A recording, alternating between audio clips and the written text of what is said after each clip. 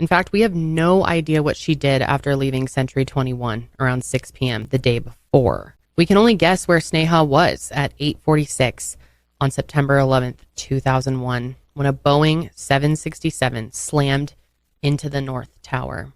I think to your point you just made, watching the clips of, that people captured the planes hitting the building. I mean, it goes from a totally normal, just another day in New York City to seemingly the world's coming to an end. Yeah, and it was a beautiful day too. It was. Like clear blue skies, and then boom, it was just... Yeah. Yeah, it's still insane looking at the clips after all these years. I saw it, happening live on TV. I have very clear memories, even though I was in second grade, I believe. And it's just still, watching these clips, even though I've seen them over and over again, it's still just so mind-blowing to see it. So at 9 a.m. that morning, Ron Lieberman left his meeting. Someone told him that something was happening downtown, and he found his coworkers crowded around the TV, as so many people were, watching as United Flight 175 hurtled into the South Tower.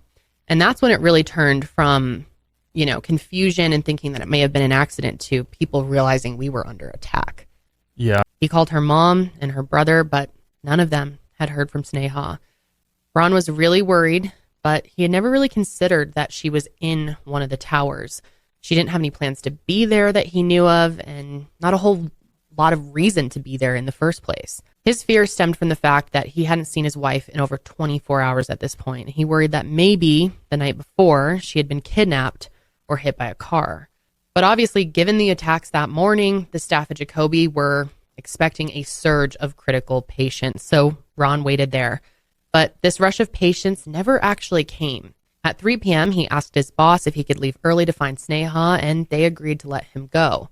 The Sneha Philip Memorial Fund provides free treatment for patients at the Santagiri Clinic, Naraluva, Kerala. The Martoma Doctors Association and the Emma Willard School, which is Sneha's high school, also set up memorial funds in her name. Sneha's parents have not touched a room at their house in Hopewell Junction in many years.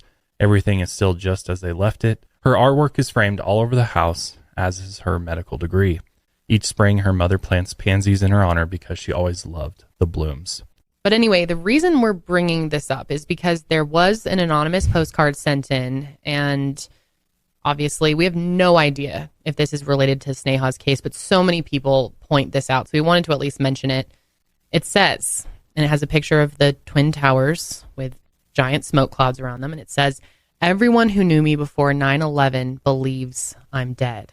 Unidentified from 9/11 says, despite the advancements in DNA technology, roughly 40% of the victims, or about 1,100 people, thought to have died in the disaster, remain unidentified. Yeah, I mean, that's a huge amount of people. I just, as much as that theory is possible that Ron could be involved or someone else, I think it is far, far more likely that she was a victim of 9/11.